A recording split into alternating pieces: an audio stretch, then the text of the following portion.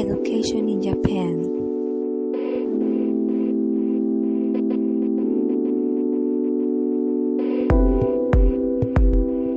One of the facts that amazed the Europeans when they arrived in Japan was that they were well educated and were very respectful. At this time, we know that Japanese families are very strict with the education of their children. For Japanese parents, it is very important that their children have a good education so they can enter a good university even if it causes them economic difficulties.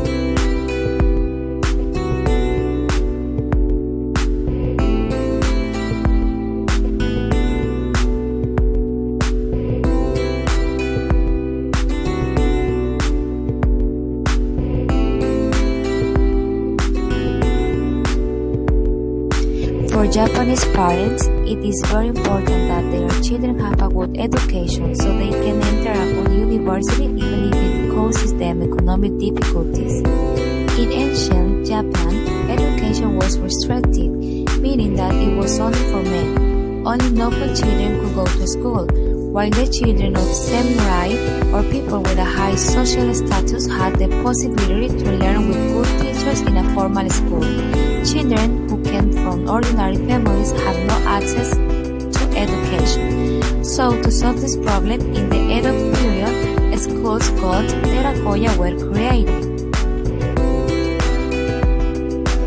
Terakoya meant children's house in a temple, and as in name the case, they were institutions that were improvised inside the Bushin temples to give basic education to children who did not have access to the formal school of those times, so that they could reach a decent level of literacy.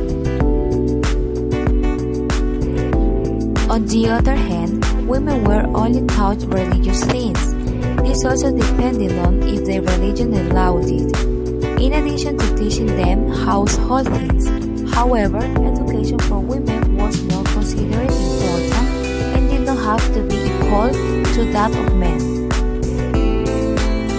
This happened because it was thought that the education of women should be more to femininity. This means that it was only to be part of society and to act into the home.